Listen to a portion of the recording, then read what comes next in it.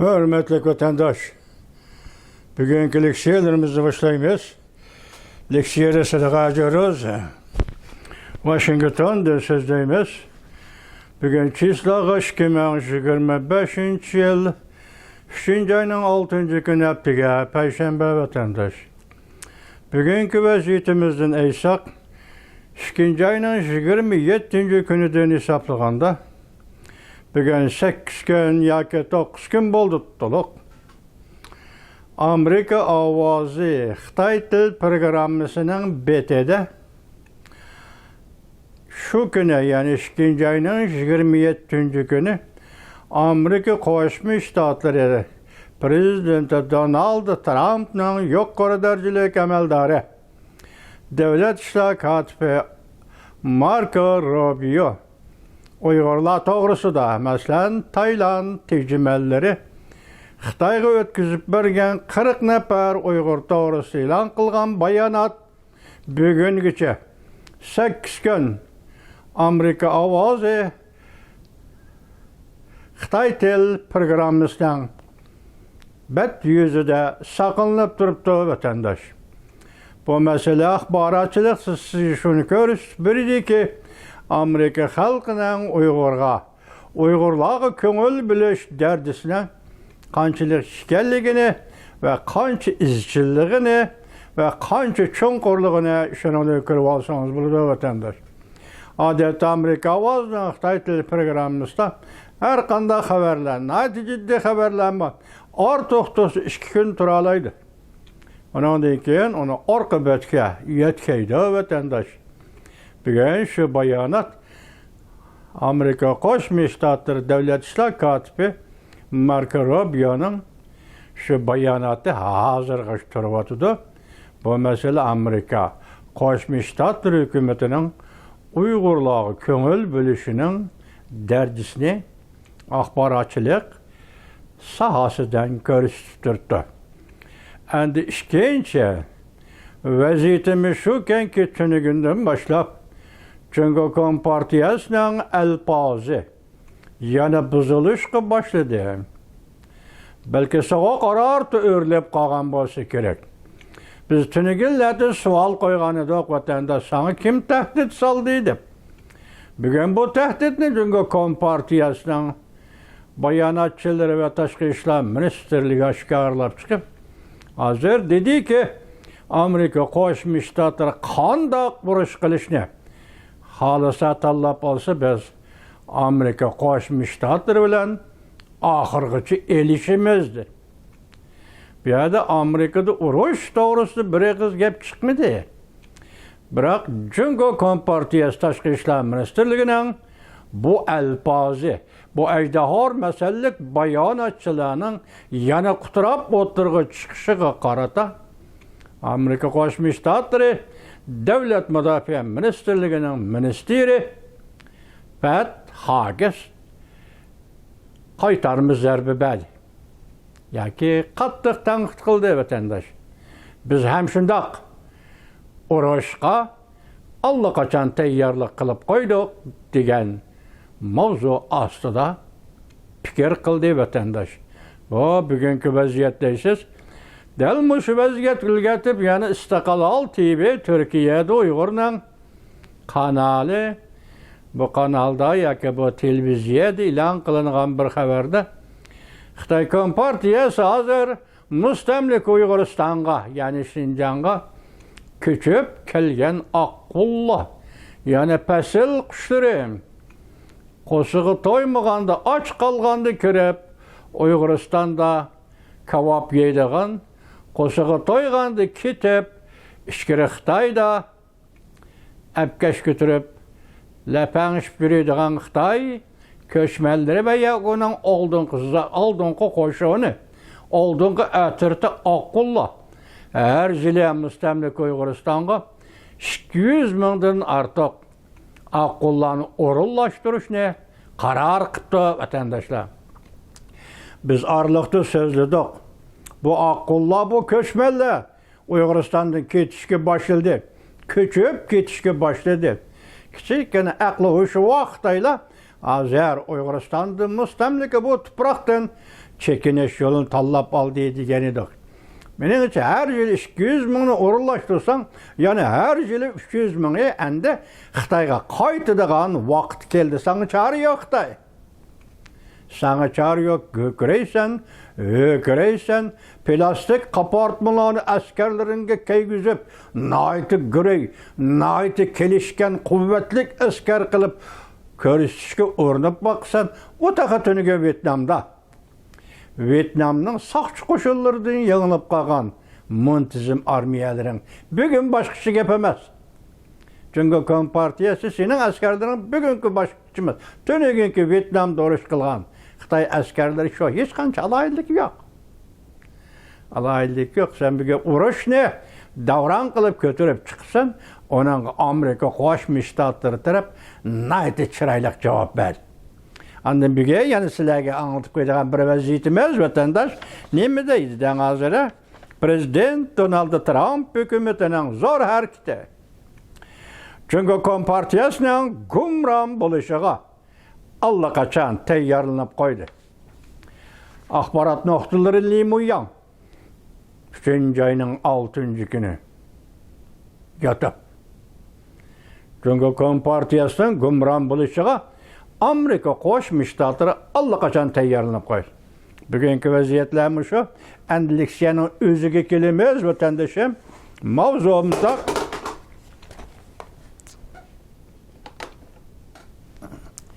bir kaşılı bo'lmaguncha mening bir kunlik ishim bo'lmaydi vatandosh. Tushib ketdi, chaqilganmidi u. Mavzumizda vatandosh. Jungoning Amerika turishliq bosh elchixonasi qattiq ogohlantirish berdi. Har qanday shakllik urushga tayyorlanib qo'ydik. Mavzuda xabar 3 ayning 5 kuni Amerika ovozining Xitoy tili programmasi e'lon qilindi. Xabar mundaq boshlanadi. Jungo Amerikaning Prezident Trumpning o'zsiz tomosha beji qo'yish zarba bergandan keyin yoki tanqidlagandan keyin Amerikaga ogohlantirish berib mundaq dedi. Har qanday shakllik urush qilishga tayyorlanib qo'ydik. Amerikaning tomosha beji zarba bergandan keyin yoki tanqidlagandan keyin degan ma'nodagi so'z Amerika Qo'shma Shtatlarining prezidenti Donald Trump 2 ayning 27 kuni Jungoga yana ko'paytib 10%lik tomosha beji qo'ygandan keyin Xitoy ishkilinib o'ltirmayli atisdan boshlab Amerikaning Jungoga eksport qilingan yoki Jungo import qilgan tovarlarga 15%, 10%, 10%, 15% tomosha beji qo'ydigan bo'ldi. Buning o'zini zarba demsiz va yoki qaytarib taqobil turish demsiz, endi tushunsangiz bo'ldi vatandoshim. Endi bu yerda nima deydi?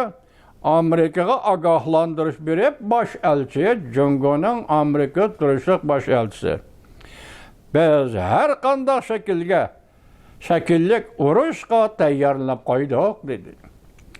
Jungoning Amerika turishliq bosh elchixonasi 2 sahnasida Jungo Tashqi ishlar ministrligining bayonotchisi Lin Jianning 4 kuni, yani 5 ayning 4 kuni Amerikaning Jungoga yana 10%lik tomosha beji qo'yganligi munosabati bilan ifoda bildirgan ingliz tili xabarida mundaq ko'rsatdi. Pentayni masalasi Amerikaning Jungodan import qilgan tovarlar qo'ygan tomosha bejiga sabab bo'la olmaydi. Biz o'zimizning huquq manfaatini qo'g'dab, qarshi turish tadbiri qo'llanganligimiz normal harakatdir yoki normal zaruriyatdir.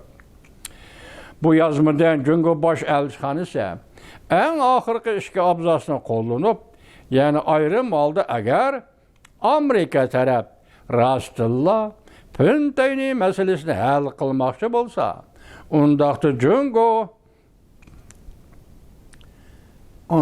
Jungo bilan barobar darajada suhbatlashib hal qilish bu to'g'ri choradir.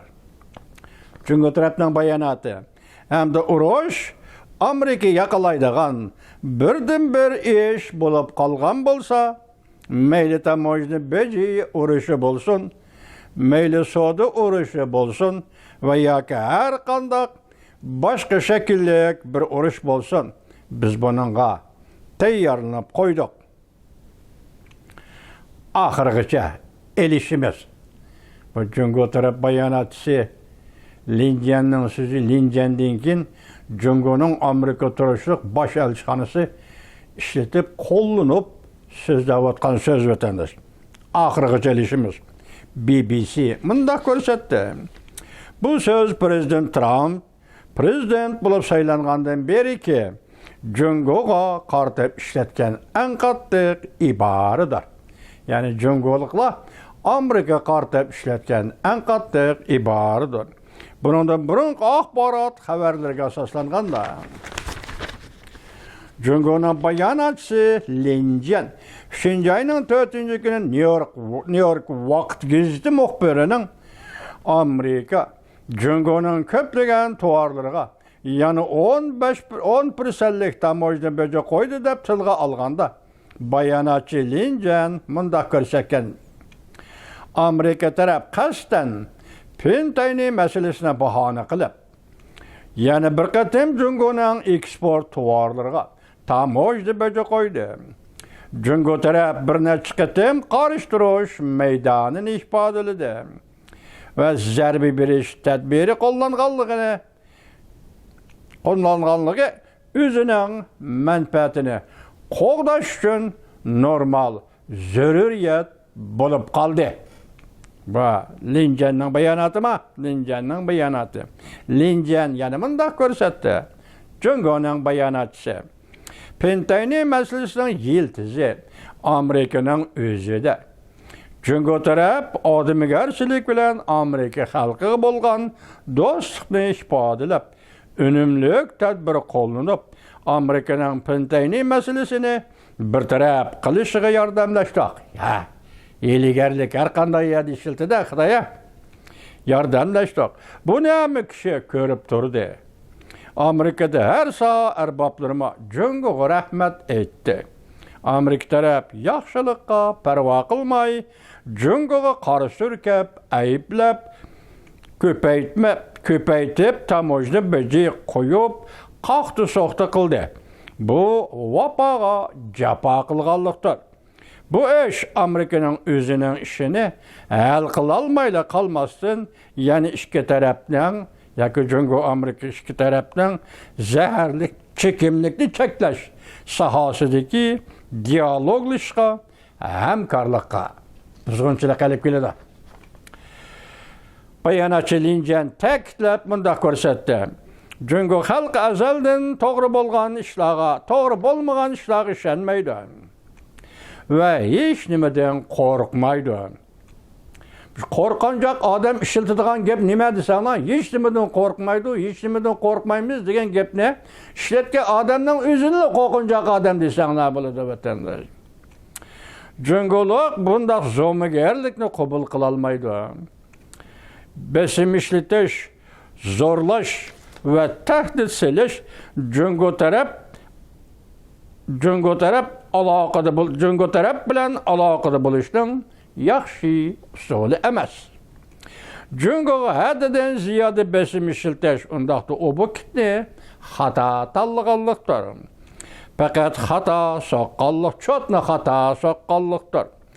Amerika tarafining ma'lum g'arzi bo'lsa, qasddan tamojni beji urushi qo'zg'aydigan bo'lsa, soda urushi va yana nima urush qo'zg'aydigan bo'lsa, Jungo taraf oxirigacha ilishida.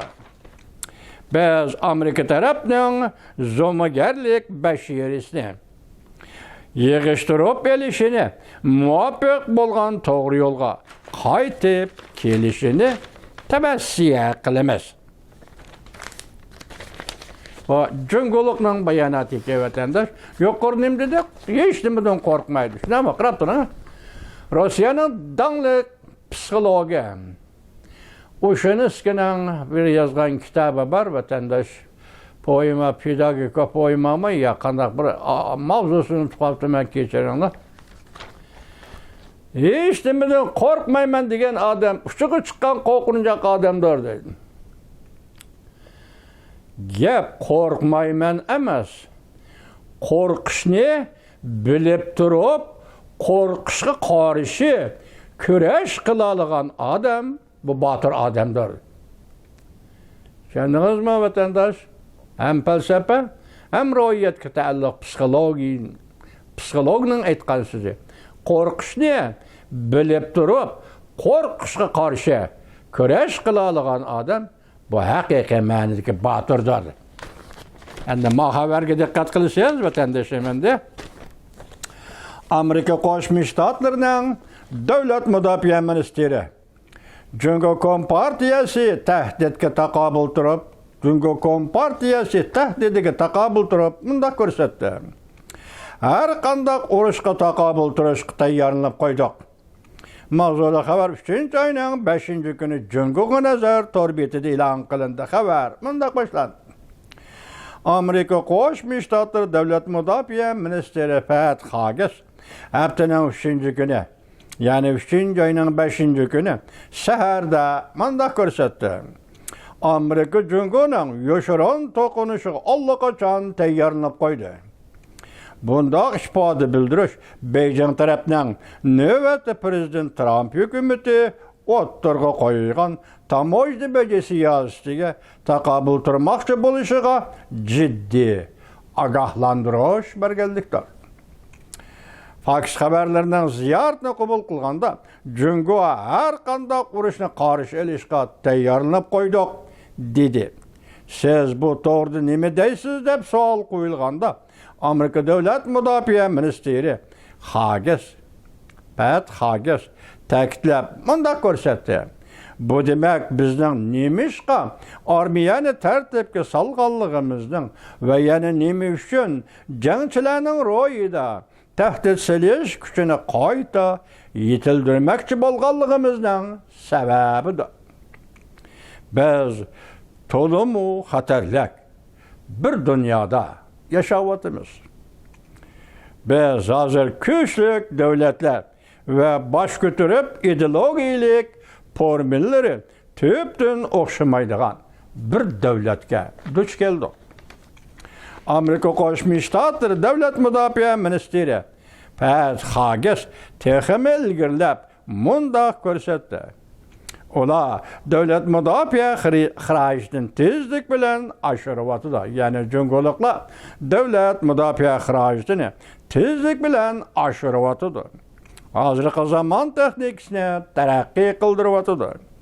Ular Amerikaning o'rniga o'tmoqchi bo'lyapti. Ya'ni jungo Amerikaning o'rniga o'tmoqchi bo'lyapti. Agar biz jungoning va boshqa davlatlarning urushini cheklamoqchi bo'lsak, biz qudratli davlat kuchini saqlab turishimiz lozim, dedi Amerika Qo'shma Shtatlari davlat mudofaa ministri Pat Haggis. So'd urushining o'rilishi ikki tarafdan qattiq pozitsiyasini keltirib chiqardi. Amerika davlat mudofaa ministri Haggisning ifoda bildirishi Jungo tarafdan 2-kuni kashda Amerika sozisi va tamoyishni bajaga raddiya bergandan keyin o'tirg'i chiqdi. Tushuninglar. Bundan burun prezident Trump hukumati Jungodan import qilingan tovarlarga 10%lik 2 qatim ko'paytma boj qo'yib, jami 20%lik tamoyishni bajini yo'lga qo'ydi. Yana davomli tamoyishni baja qo'yamiz deb tahdid soldi. Jungo tashqi ishlar ministrining bayonotchisi Linjan bayonot e'lon qilib ogohlantirib bunda ko'rsatdi. Agar Amerika urush qilmoqchi bo'lsa, mayli tamoyishni baja urushi, mayli savdo urushi yoki har qanday shakllik bir urush qilmoqchi bo'lsa, biz tayyorlanib qo'ydik. Oxirigacha elishimiz. Amerika davlat mudofaa ministri Pat Haggis bu gapga javob qaytarib bunda ko'rsatdi. Davlat mudofaa ministri bo'lish sifatim bilan har xil xirishlarga taqobil turishga tayyorlik qilish bu mening mas'uliyatimdir. Bizga yetarlik davlat mudofaa hamchoti kerak. Qudratli harbiy kuch va ilg'or harbiy qurol yarog' kerak. Endi Hindi Tinch okean rayoniga o'rinlashtirishimiz kerak. Amerikaning harbiy kuchini Hindi Tinch okean rayoniga o'rinlashtirishimiz kerak. Bu biz diqqat qiladigan muhim ishdir. Tunugun jahonda bunday xabarlar yo'q edi. Bizga yetib kelguncha vatandosh bir kechada o'zgargan xabar hozir nima dedi? Chunki o'zi eg'iz qilib Amerika urush e'lon qiladigan bo'lsa, har qanday shaklli urush biz bunga taqobil turamiz, oxirigacha elishimiz dedi vatandosh. Bu Jungo Kompartiyasining urushparastligi vatandosh.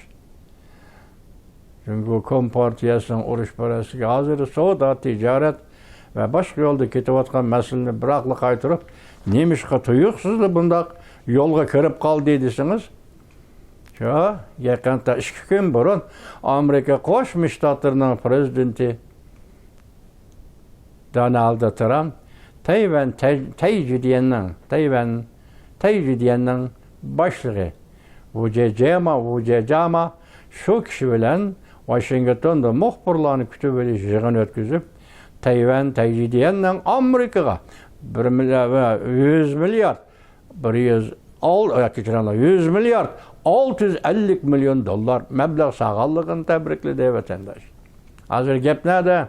Jungo Kompartiyasi nemish bir kechada chang'ishib ketdi. Uning Tayvanga hujum qilib, Tayvanni birlikka keltiraman degani yolg'onning ustiga 100% yolg'on. Buning ishonmanglar vatandosh. Lekin buni Tayvanga hujum qilishiga birdan-bir nishoni Tayjidian. Hozirgi zamon texnikasi markazlashgan Tayvan, hozir dunyoni Android bilan ta'minlayotgan Tayvan bu texnikani kontrol qilib, bu tarafga u davlatga ketishning oldini olish va buni kontrol qilib, yangi fan texnik jungocha fan texnikaning rivojlanishiga asos qilmoqchi bo'lish bu Jungo hukumatining ro'yolati va Jungo hukumatining harbiy ishlar maqsadining bir tarafi o'tadi. Tuyuqsiz hem de bu tecrüdiyen Tayvan'da yetkilip Amerika Qo'shma Shtatlariga 100 milyard dollarcha mablag' silib, texnikani Amerikaga, zavodni Amerikada qurishga qadam bosdi. Bu xalqaroda g'alaba qilgan diplomatik siyosat sifatida ham Amerika Qo'shma Shtatlarining prezidenti Donald Trump tarafidan tasdiqlandi va boshqalar tan oldi. Oltiramidi. Cunanxay oltiramı deb sakrab baktı. Kuzda engizlikda, qo'noq engizligida va ya bug'doy engizligida qolgan ko'k chekaskedek sakrab baktı. Bu yoqqa sakraydi, tushadigan o'rnining tayini yo'q, nima qolaymagan. Xuddi chekatga sakraydi, qayerga sakrashni bilmaydi, ish qilib bir yerga tushadi qolaymagan. Bugun Cunanxay dal mushu holga keldi. Demek urushparastlik dal mushu holga keldi. Ehtiyot qilinglar, jungolik apandilar, sizlar hozir 200 mingdan ortiq oqqonni Şinjan Uyg'ur Abnum rayoni mustamlika Uyg'uristonga o'rinlashtirish yo'lini tanlab olsa, bundan qaraganda buning keyindagi bir maqsad mustamlika Uyg'uristonni urush maydoniga aylantirish. Jungo Kompartiyasi shuni tavakkalchilik qilib o'tamsizlar. Shuni planlab o'tamsizlar Jungo Kompartiyasi. Qani.